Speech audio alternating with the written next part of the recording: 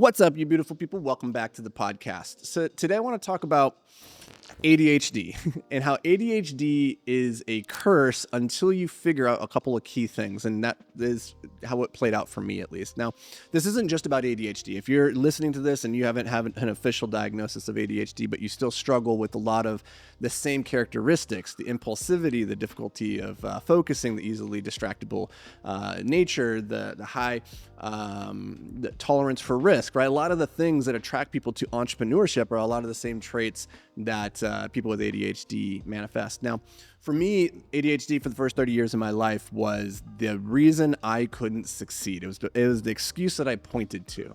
It was a curse. And it wasn't until I went through a couple of key reframes and I discovered a few things about ADHD that the game really started to change. So what I want to share with you in this video is 3 of those things that actually worked, and share a couple of things that traditional advice, traditional therapy, they kind of forced down my throat, but it didn't work, right? Like some of the common advice and wisdom that you hear out there. So the first thing is you have to stop playing games you weren't designed to win. I am 5'9.5". I'm from like farm stock. I'm made to be like tilling a field. I'm not made to jump. I'm not made to dunk a basketball. I will never, no matter how many hours I put into the craft, I will never play in the NBA. It's just not on the cards. And that's not surprising, right? I don't have to convince you of that truth. You could probably just look at me and realize like, yeah, no, that sounds right. Yet, growing up, I thought that there was really only one game to be played in the game of like modern society and being successful in life, is that you go to school, you get good grades, you get a job, you work way up that ladder, and you go through that climbing the hierarchy, climbing the ladder. And I just took for granted that was the only game to be played. And the problem was that I really wasn't designed to be playing that game, right? Like I'm a 5'9" guy. Like I can't sit still, can't face forward, can't focus. Like all of the things that make ADHD a beautiful gift were misused in that environment. The thing is though, like that was the environment. That was the only option, right? And so it didn't occur to me that maybe, just maybe, the problem wasn't with me, it was with the games that I had been playing. And I got really fortunate in my late 20s that I stumbled into a different game, which was the game of entrepreneurship, that I realized that a lot of those traits of ADHD, being impulsive, being able to recognize patterns really quickly, being able to take actions, to not being averse to risk, right? To having unlimited energy and focus that you can deploy towards a goal when you're actually motivated by that thing. Well, suddenly ADHD wasn't a curse, it was a superpower. And so the only shift there wasn't anything fundamental that I did around my controlling my ADHD. It was just putting it into a different arena. It was just playing a different game entirely. And so you can't change the cards that you're dealt, but you can change the games that you play with those cards. And so you want to be looking and asking yourself, am I playing the right games for the cards that have been dealt? And if the answer is no, well, then it's really obvious that you need to get out of that game and go play a better one. So that's number 1. Number 2 is you have to master energy management, not time management. So ADHD brains, they don't run on a schedule, right? Like it's an interesting thing is that when you think about school, you wake up at 6 a.m., you go and you have to block 1, block 2, then you have your lunch, then you have your recess, and then, you leave for the day. It's so regimented, but that's not how the ADHD mind works at all. And the problem is when you come out of that school, that school environment, one of 2 things happens.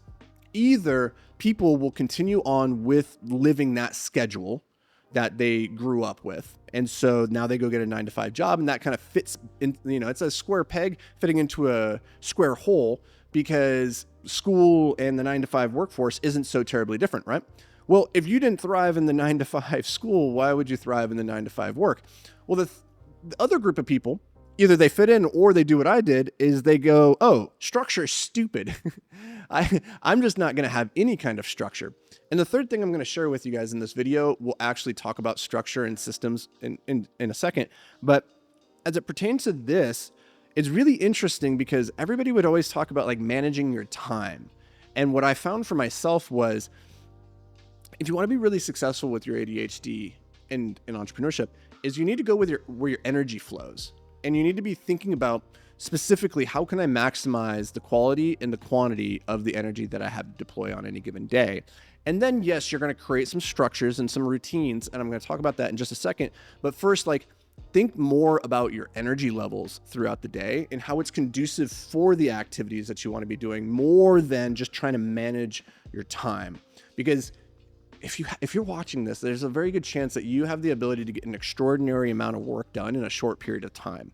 You don't need to manage time. If you have the right energy to deploy in that moment towards that task, it's going to get done if you're in the right energy state. But if you're not, then it doesn't matter how much time you've given it.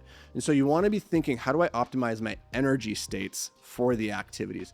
3 things in particular to be paying attention to is obviously your sleep, because that's going to be the base from which, you know, you're restoring and rejuvenating your energy systems.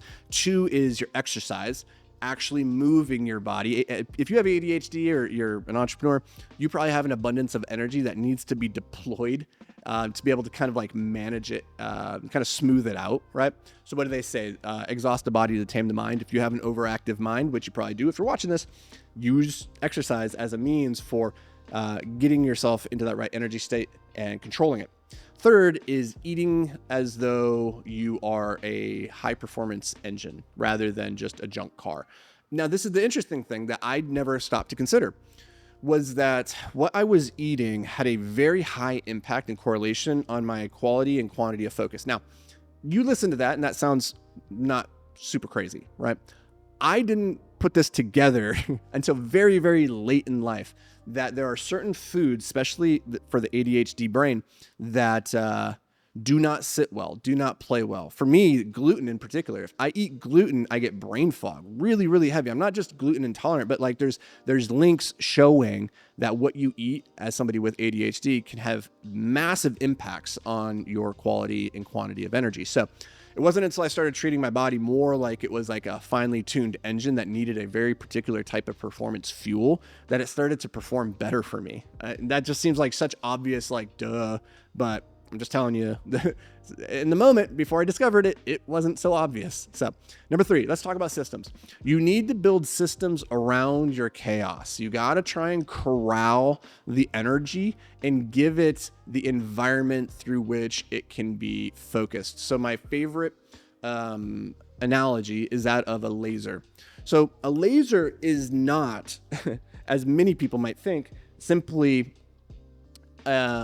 focusing the light very intensely through a particular aperture or through a lens. It's not about focusing light that it becomes a laser. It's about coherence.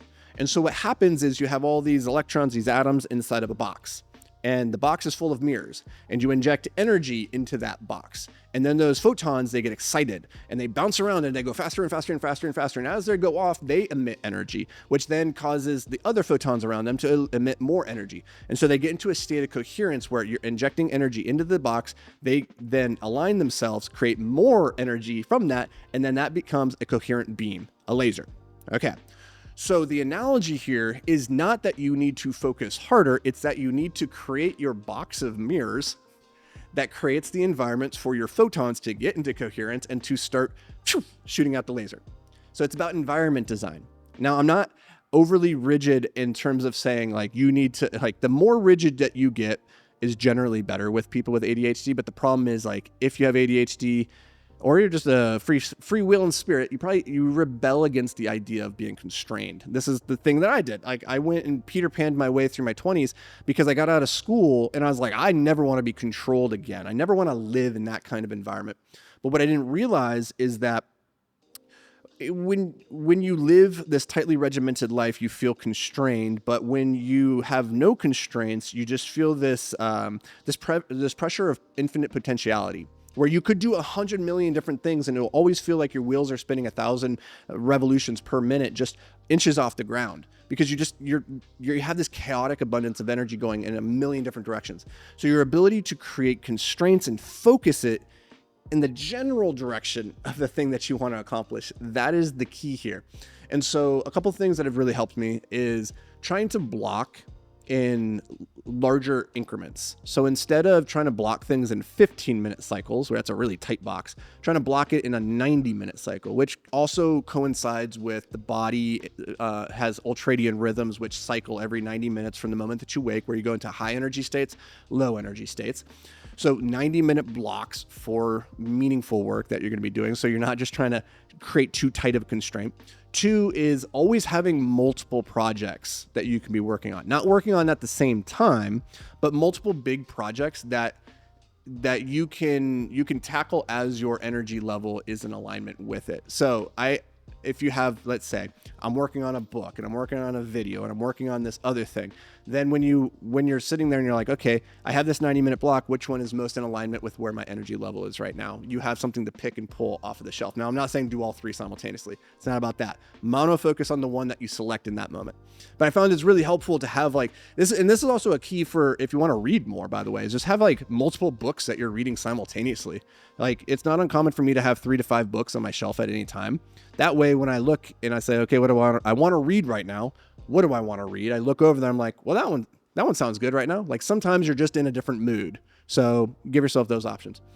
And then number 3 is work when the hyper focus is most likely to strike for you. For me, that's in the mornings. For you, it might be late at night, right? But you want to be cognizant of like, when are you most likely to go into that deep flow state of concentration, and then work your calendar, work your systems around that. Because again, if you're watching this, you have the capacity to do an extraordinary amount of work in a small period of time. Use that to your advantage by coupling the really important work you need to do with your ability to get that done, with your ability to get into the flow state, and you're going to get tremendous results as an extension. So those are 3 ideas of things that have helped me a lot. Some things that didn't, real quickly, just off the top of my head, like really complex to-do lists in like softwares, apps. So like I've used Asana, I used Todoist, I've used Notion, I've used them all, right? And they all have a place, but the more complex it becomes to create the structure of the system that you're going to execute, the more likely it's going to fail. And the most impactful systems have really been the simplest, just a note card with a few things written down onto it, a to-do list that I actually handwrite every single morning by hand. That's been incredibly helpful.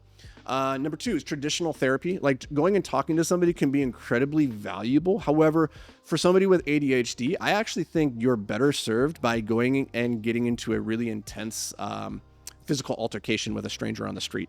No, I'm just kidding. Go do something physical with your body. Don't go fight somebody. But I mean, if that's your thing, go do Brazilian Jiu-Jitsu. But go exhaust your body. Like, that's 90% of the stress that you'll feel in your life would be better relieved by using your body in a strenuous way rather than perseverating your mind and talking through it. Not saying that therapy doesn't have a place. I'm just saying, for me, working out is usually even better.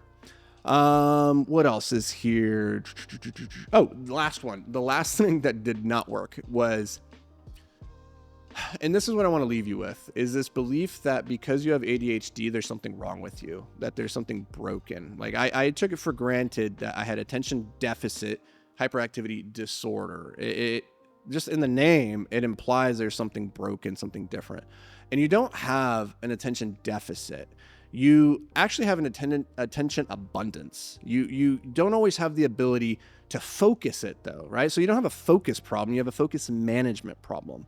And so once you realize that the problem isn't with you, it's with the work that you're doing, it's in the environments, and it's in the structures that you're deploying. Once you realize that, it's actually quite liberating to realize you're perfect the way you are. And there's nothing wrong with having ADHD. In fact, I would say it's a competitive advantage in this world. But you have to set up the game correctly in order for that ADHD to be a superpower and not just a curse. And I hope this video helps you do just that. That's going to do it for me, you beautiful people. I'll see you in the next episode.